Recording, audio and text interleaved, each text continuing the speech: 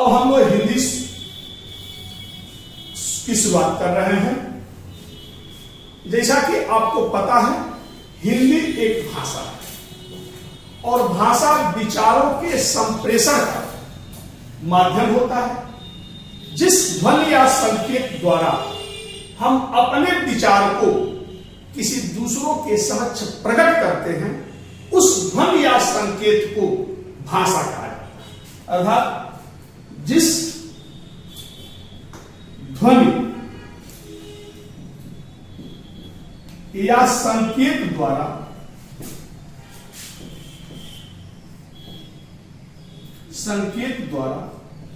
हम अपने विचारों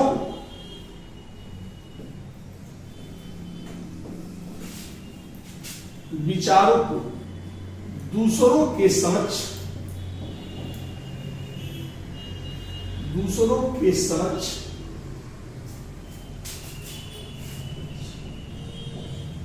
प्रकट करते हैं,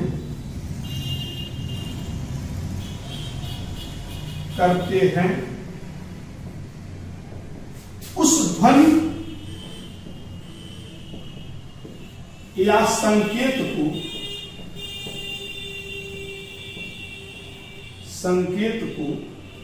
भाषा कहा जाता है।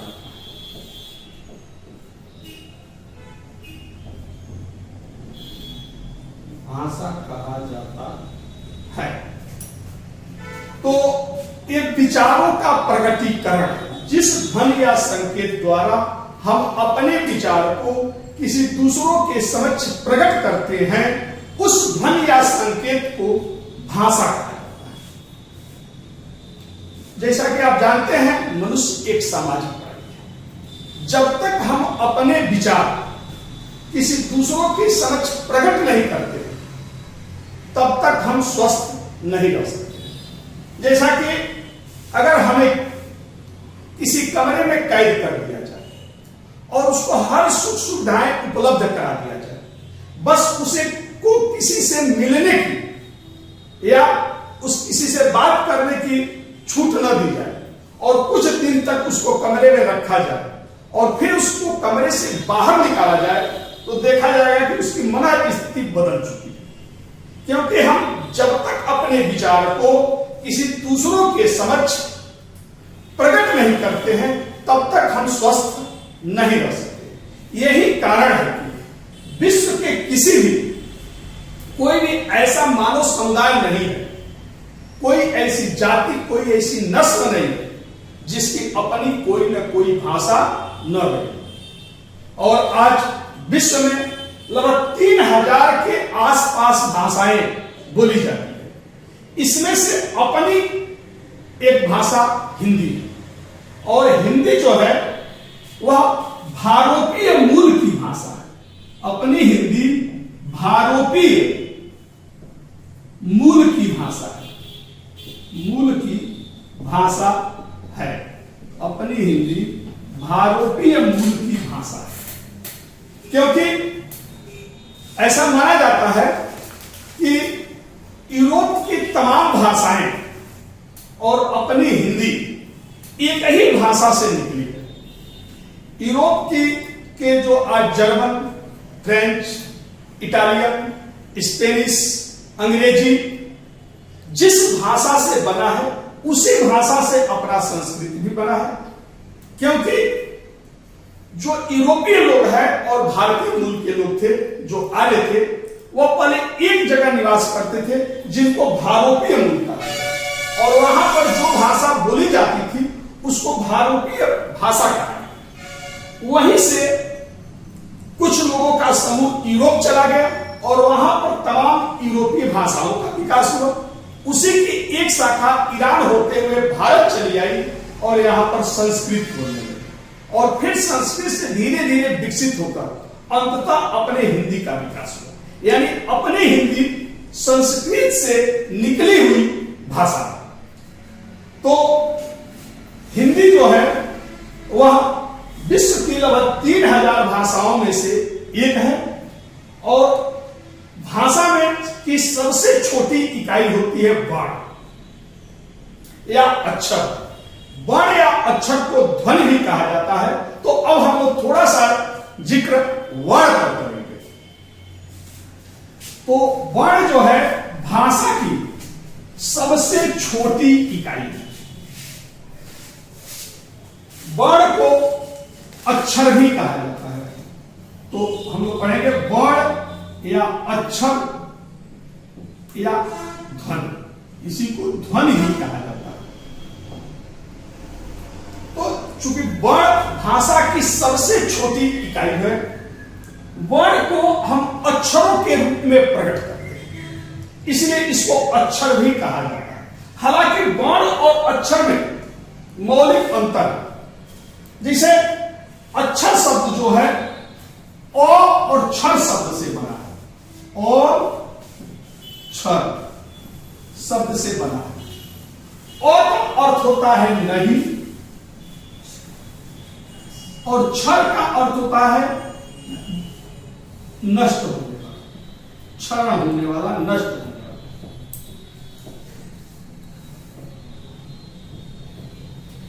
यानी अक्षर जो कभी नष्ट न होता हो, कभी समाप्त न होता, ऐसे वर्ण को अक्षर कहा जाता है। लेकिन जैसा कि क है, क वर्ण तो है लेकिन अक्षर नहीं, क्योंकि कोई वर्ण जो है एक व्यंजन है और यह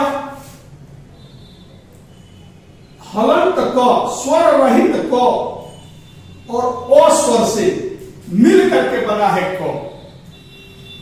तो क जो है वह अपने आप में पूर्ण और स्वतंत्र नहीं है, यह अस्वर मिलने से क बना है। अगर इस क में से अ को निकाल दिया जाए तो बचेगा हलंत क। अगर इस अ को समाप्त कर दिया जाए तो बचेगा क।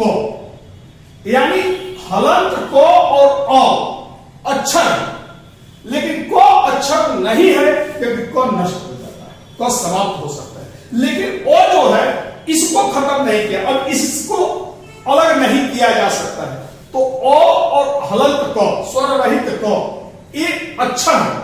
लेकिन सामान्यतया हम वर्ण और अक्षर को एक ही अर्थ में प्रयोग करते हैं, और इसे वर्ण और अक्षर को ध्वनि भी कहा जाता है, क्योंकि हम इन वर्णों या अक्षरों को ध्वनि के रूप में व्यक्त करते हैं।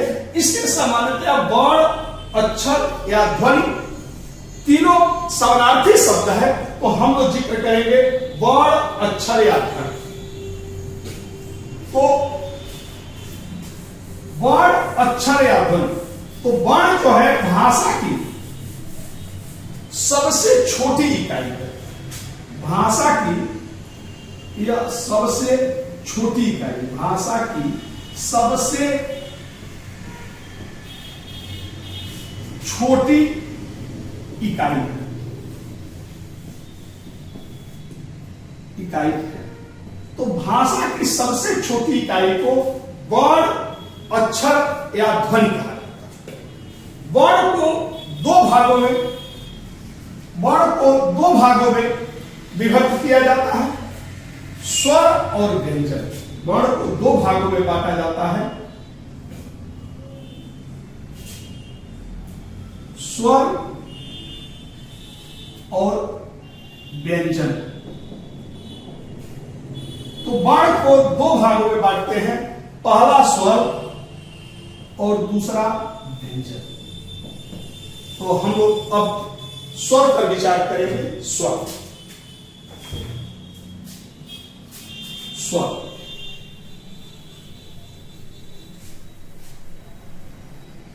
स्वर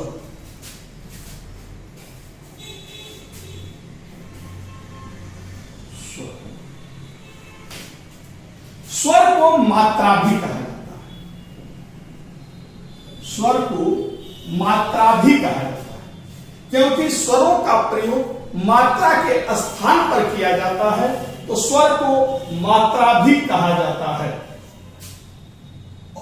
मात्रा भी कहा जाता है, स्वर को मात्रा भी कहा जाता है।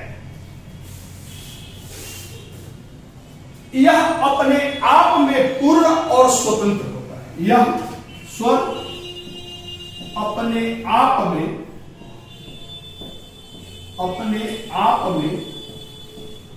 पूर्ण और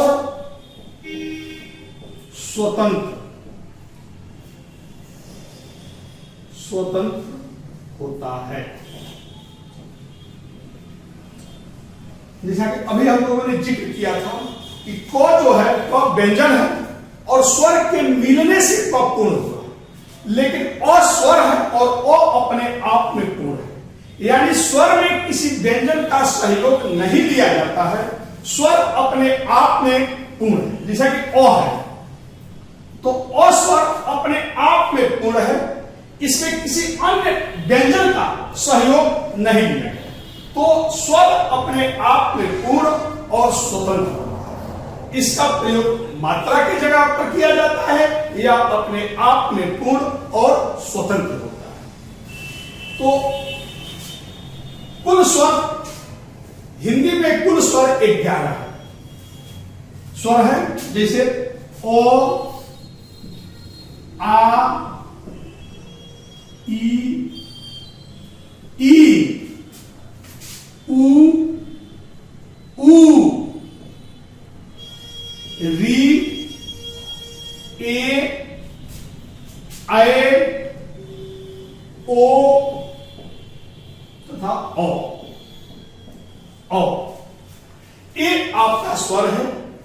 ओ, आ, ई, ऊ, री, ए, ऐ, ओ, औ। इनकी संख्या 11 होती है। जैसे 1, 2, 3, 4, 5, 6, 7, 8, 9, 10, 11, यानी कुल स्वरों की संख्या 11 होती है। संख्या इनकी 11 होती है। कुल स्वर 11 होते हैं। स्वर को 3 भागों में विभक्त किया जाता है। स्वर को 3 भागों में बांटा जाता है। पहला ह्रस्व, बस ह्रस्व या मूल स्वर। स्वर को 3 भागों में बांटा जाता है। फर्स्ट ह्रस्व या मूल स्वर, दूसरा दीर्घ या संधि स्वर,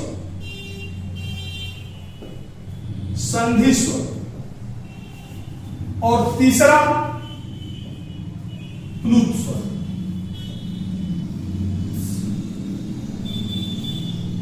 तो स्वर को हम 3 भागों में विभक्त करते हैं।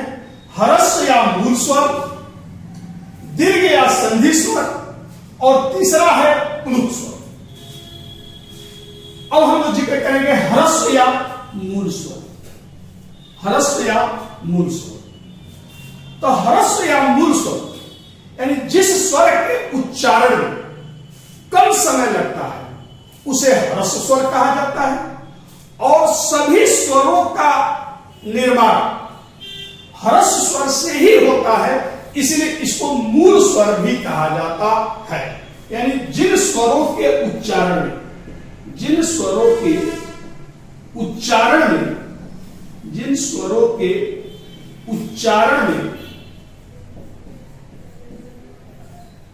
में कम समय लगता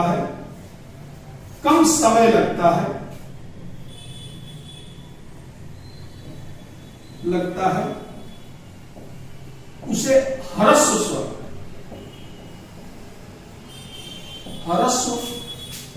स्वर कहा जाता है। ह्रस्व स्वर कहा जाता है। तो जिन स्वरों के उच्चारण में कम समय लगता है उसे ह्रस्व स्वर कहा जाता है। चूंकि सभी स्वरों का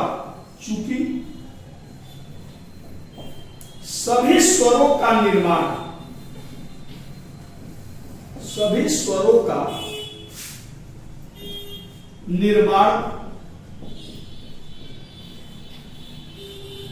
ह्रस्व स्वर से होता है, ह्रस्व स्वर से होता है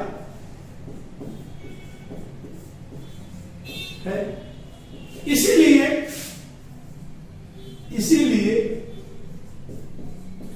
इसको मूल स्वर, इसको मूल स्वर भी कहा जाता है, भी कहा जाता है। तो जितने भी स्वर हैं वह ह्रस्व स्वर से मिलकर बनते हैं, इसीलिए ह्रस्व स्वर को मूल स्वर कहा जाता है। ह्रस्व स्वर 4 है, ह्रस्व स्वर 4 है।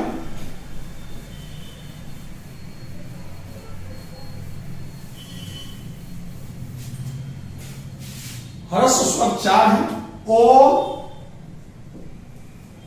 ई, उ तथा री।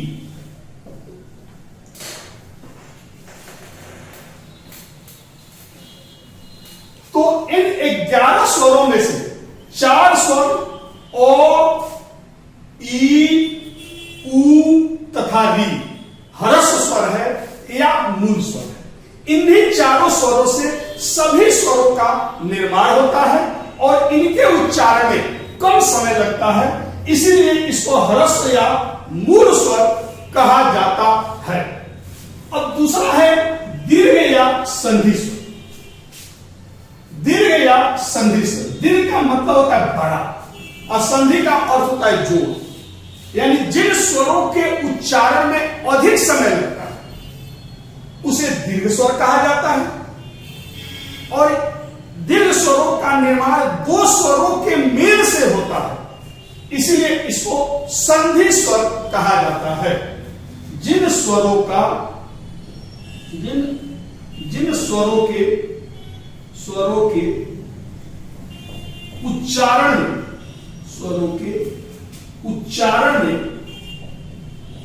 उच्चारण में अधिक समय लगता है, अधिक समय लगता है उसे दीर्घ स्वर कहा जाता है, उसे दीर्घ स्वर कहा जाता है। और इनका निर्माण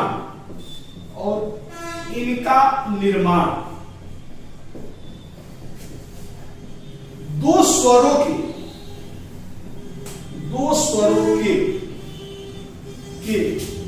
मेल से होता है,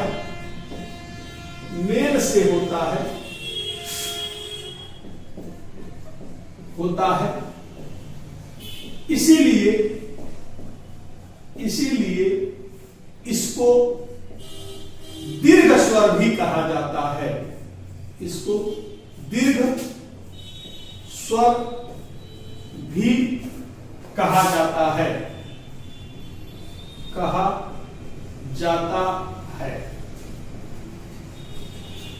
तो दीर्घ स्वर के उच्चारण में ह्रस्व स्वर से अधिक समय लगता है, या यूं कहें तो उससे ह्रस्व स्वर से दुगुना समय लगता है, इसलिए इसको दीर्घ स्वर कहा जाता है। और इनका निर्माण 2 स्वरों के मेल से हुआ है, इसलिए इसको संधि स्वर भी कहा जाता है। दीर्घ या संधि स्वर को भी 2 भागों में बांटा जाता है। तो दीर्घ या संधि स्वर को भी 2 भागों में विभक्त किया जाता है।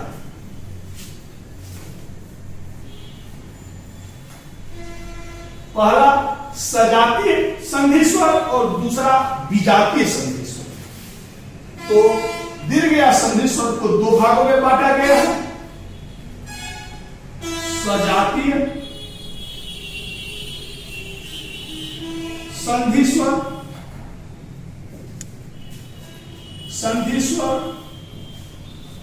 और दूसरा विजातीय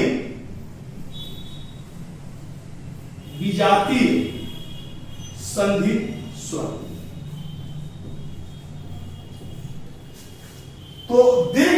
संधि स्वर को दो भागों में बांटते हैं। फर्स्ट सजातीय संधि स्वर और सेकंड विजातीय संधि स्वर। तो सजातीय संधि स्वर यानी एक ही जाति के स्वरों के मेल से जिन संधि स्वरों का निर्माण होता है उसे सजातीय संधि स्वर कहा जाता है। जिन स्वरों के जो एक ही जाति के स्वरों के मेल से जिन संधि स्वरों का निर्माण होता है उसे सजातीय संधि स्वर कहा जाता है। जैसे आ जो है सजातीय संधि स्वर है क्योंकि इसका निर्माण ओ और ओ प्लस ओ और ओ के मेल से बना है, यानी एक ही जाति के स्वर के मेल से बना है। इसी तरह बड़ी ई, यह ई अब प्लस ई, इसी तरह बड़ा ऊ प्लस ऊ से बड़ा ऊ बना है। तो देख रहे हैं आ बड़ी ई बड़ा ऊ, ये सजातीय संधि स्वर है क्योंकि ये अपनी ही जाति के स्वरों के मेल से इन तीनों संधि स्वरों का निर्माण हुआ है। तो ये तीन संधि स्वर सजातीय संधि स्वर के श्रेणी में आते हैं। फिर आता है विजातीय संधि स्वर, यानी जो संधि स्वर अलग अलग जातियों के मेल से बना है उसे विजातीय संधि स्वर कहा जाता है। जैसे ए, तो ए जो है वह ओ और ई से मिलने से ए बनता है। आए,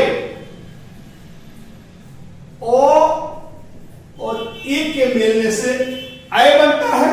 ओ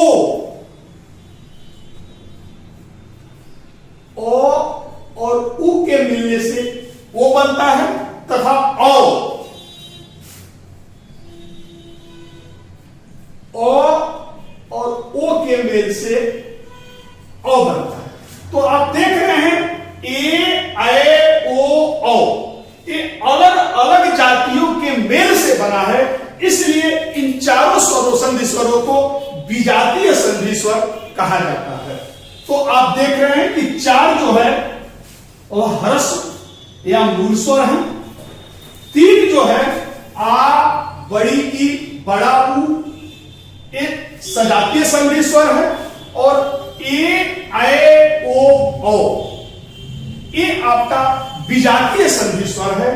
तो एक कुल स्वर 11 होते हैं। 4 स्वर है ह्रस्व या मूल स्वर, 3 स्वर जो है सजातीय या संधि स्वर है और 4 स्वर जो है विजातीय संधि स्वर है। अब एक तीसरा स्वर आता है प्लूत स्वर। तीसरा स्वर आता है प्लूत स्वर। हालांकि प्लूत स्वर को इन 11 स्वरों में स्थान नहीं दिया गया है, लेकिन यह भी एक प्रकार का स्वर है जिन प्लूत स्वर। तो तीसरा स्वर है प्लूत स्वर, जिन स्वरों के उच्चारण में सबसे अधिक समय लगता है, या यूं कहें कि जिन स्वरों के उच्चारण में दीर्घ या संधि स्वर से भी अधिक समय लगता है उसको प्लूत स्वर कहा जाता है। यानी जिन स्वरों के उच्चारण में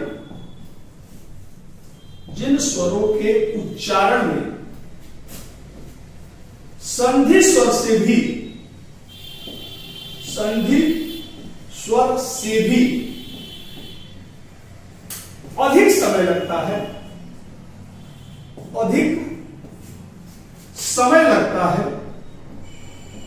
अधिक समय लगता है, उसे प्लूत स्वर कहा जाता है। उसे प्लूत स्वर कहा जाता है। प्लूत स्वर कहा जाता है। तो जिन स्वरों के उच्चारण में दीर्घ या संधि स्वर से भी अधिक समय लगता है उसको प्लूत स्वर कहा जाता है। जैसे हम बोलते हैं राम,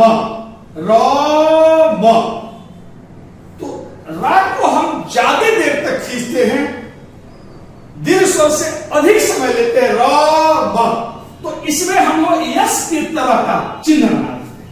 और जब यस की तरह का चिन्ह बना देते हैं, इसका समय बढ़ जाता है और तब यह र प्लुत स्वर बन जाता है।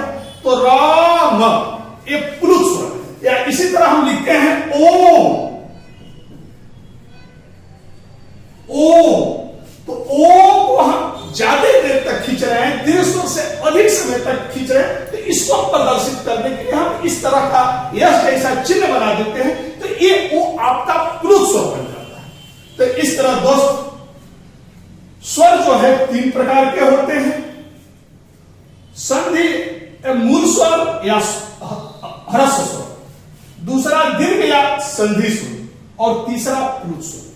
तो जिन स्वरों के उच्चारण में कम समय लगता है और जिनसे सभी स्वरों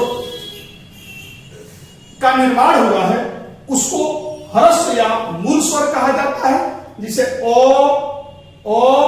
ई, उ तथा री, ये 4 स्वर जो है ओ, ई, उ और री, ये ह्रस्व या मूल स्वर है। फिर दूसरा होता है दीर्घ या संधि स्वर। जिन स्वरों के उच्चारण में ह्रस्व या मूल स्वर से अधिक समय लगता है, उसे दीर्घ स्वर कहा जाता है, और यह 2 स्वरों के मेल से बना है, इसलिए इसको संधि स्वर कहा जाता है। ह्रस्व स्वर, दीर्घ स्वर को भी 2 भागों में बांटा जाता है, सजातीय दीर्घ स्वर और विजातीय दीर्घ स्वर। जो स्वर एक ही जाति के स्वरों के मेल से बना है, उसे सजातीय संधि स्वर कहा जाता है, जिसे आ, बड़ी ई, बड़ा, ये 3 जो है एक ही जाति के स्वरों के मेल से बना हुआ है, इसलिए इसको सजातीय संधि स्वर कहा जाता है। और फिर दूसरा आता है विजातीय संधि स्वर, यानी जो अलग अलग जातियों के स्वरों के मेल से बना है, उसे विजातीय संधि स्वर कहा जाता है। जैसे ए, ऐ, ओ, औ, ये 4 स्वर जो है ये विजातीय संधि स्वर है। और फिर आता है तीसरा प्लुत स्वर, यानी जिस स्वर का उच्चारण में सबसे ज्यादा समय लगता है, उसे प्लुत स्वर कहा जाता है। तो आप लोग स्वर तो समझ ही गए होंगे। तो अभी हम लोग स्वर पढ़े हैं, और स्वर जैसा कि हमको लगता है कि आप लोगों को क्लियर हो गया। अब स्वर में कोई प्रॉब्लम नहीं बचा हो, और स्वर से कोई भी क्वेश्चन, इतने ही प्रकार से क्वेश्चंस आते हैं, तो आपका लेखपाल, पुलिस और दरोगा में स्वर से कोई क्वेश्चन गलत नहीं होगा। अब हम लोग वर्ड का दूसरा पार्ट है व्यंजन, और व्यंजन हम नेक्स्ट वीडियो में आप लोग को बताएंगे, अगले वीडियो में, कि व्यंजन क्या है, व्यंजन को किन भागों में बांटा जाता है, व्यंजनों के प्रकार कितने कौन कौन से होते हैं, व्यंजन की संख्या कितनी होती है, व्यंजन कहां किसको जाता है, इसका हम लोग अगले वीडियो में हम आप लोगों को पढ़ाएंगे। तो अगर हमारा यह पढ़ाना अच्छा लगा होगा, वीडियो अगर आपको स्वर आसानी से समझ गए होंगे, तो हमारे वीडियो को एक बार आप लोग लाइक और सब्सक्राइब जरूर करेंगे, और बेल आइकन को दबाना मत भूलिएगा, ताकि नेक्स्ट वीडियो जब भी हमारा आवे तो आप लोगों को पूर्व सूचना पहले से ही मिल जाए। ओके, धन्यवाद।